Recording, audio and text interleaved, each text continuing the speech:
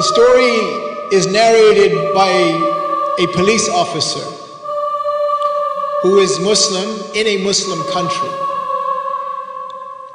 And he said that seeing crashes and accidents was normal. But he said this one incident was different. He said, my partner and I were on the side of the road of a highway, and we began speaking. And in 1 second, the scene changed and erupted with a loud sound. We threw our heads back to see what had happened. There was a head-on collision. One car had drifted into the other lane of the oncoming traffic. He said the scene was hard to imagine. 2 young men sprawled in the first car, both in critical condition. We carried them gently away from the car and rested them on the ground. Quickly we went back to assist the owner of the second car, but he was dead. Back we went to the 2 young men lying side by side on the pavement. He said my partner began reciting the Shahada, asking them to say La ilaha illallah, La ilaha illallah, La ilaha illallah. He said their tongues wouldn't accept it. They started humming and singing lyrics to a song. He said, I was terrified. My partner had experienced, however, this was the first, my partner had experienced, he said, in situations like this, where he had acted and asked others to recite the Shahada as he thought they were close to death. But he said, I stood watching. No movement. Their eyes had locked. Never in my life had I seen anything like this. In fact, I've never even seen anyone die, he said. My partner continued to instruct them to say the Shahada, but it was of no use. The hum of their song came to a slow silence. The first one stopped, and then another one stopped. There was not a movement. They had both passed. He said, we carried them to our patrol car. My partner made no effort to speak, not a whisper between us. We brought the 2 of them to the nearest hospital. And he ends the story there. The police officer that we started off the khutbah with this story, he says that after observing that, I fell back into my routine. And he said he started to drift from Allah. But another event happened, and he said that this was the thing that sealed my return to Allah. He said, what an odd world this is. After about 6 months, a strange accident took place. A young man was traveling on the highway. He had a flat tire.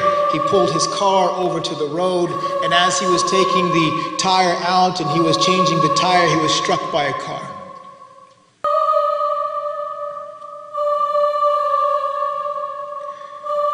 He said that he rushed to the scene, now with a different partner. He said, together we carried this young man into our patrol car, and we phoned the nearest hospital, letting them know that we were coming in. He said he was a young man. He described him in his youthful years.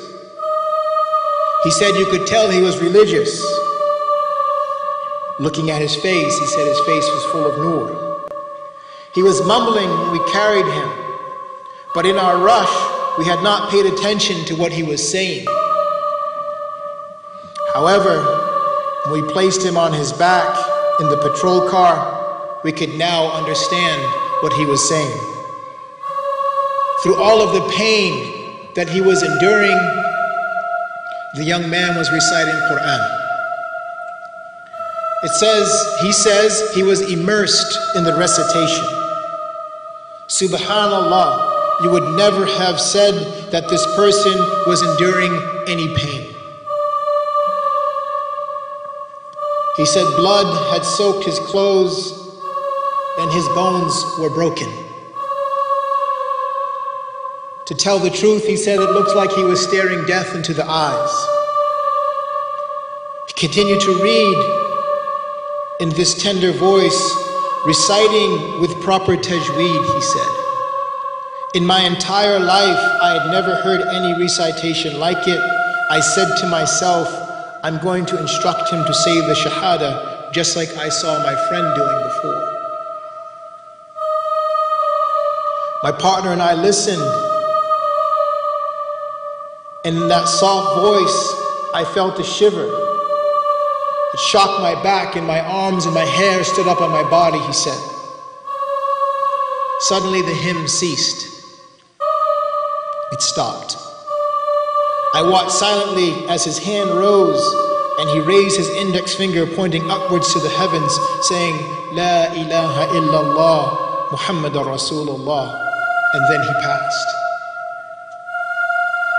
He said, I jumped in the back seat. I felt his hand, his heart, his breathing. He was dead. I couldn't stop staring at him. A tear fell, but I hid it, for I felt ashamed. I turned to my partner and told him that the boy's life had passed. He burst out crying. Seeing a man cry like that, I could not control myself and I began to weep as well. Both of us full of tears. We arrived at the hospital, and as we rushed through the corridors, we told the doctors and the nurses what had happened. So many people were affected by what we said. Some stood there speechless and full of tears. No one wanted to lose sight of this young man, wanting to know the place of where he would be buried. One of the hospital staff phoned his home. His brother picked up and he was told of the accident. His brother began to share a story about him. He said he used to go out every Monday to visit his only grandmother outside of the town. Whenever he visited her, he made sure to spend time with the children who were poor and the orphans. The town knew him. He was the one that would bring them Islamic literature and lectures. He said his dusty Mazda would be filled with rice and sugar for the people. All of this for families who were in need. He would never stand for anyone discouraging him for the long journey that would take him to get to this town. And he would always politely reply to those people that the longer the drive, the more time I have to review Quran. And I can listen to lectures as well too. He said, and with every step that he made and every turning of the wheel of his tire, he was hopeful in a reward from Allah. This is what his brother is saying about him. When I heard again, I didn't want to tell you this second part of the story, but you see how Allah juxtaposes these realities. What is the life of this young man in preparation of that husn al-khatimah, and what does Allah bless him with? And what is the preparation of the others when asked to write the Shahada, to read the Shahada on the end of their life, that only music, songs can be sung?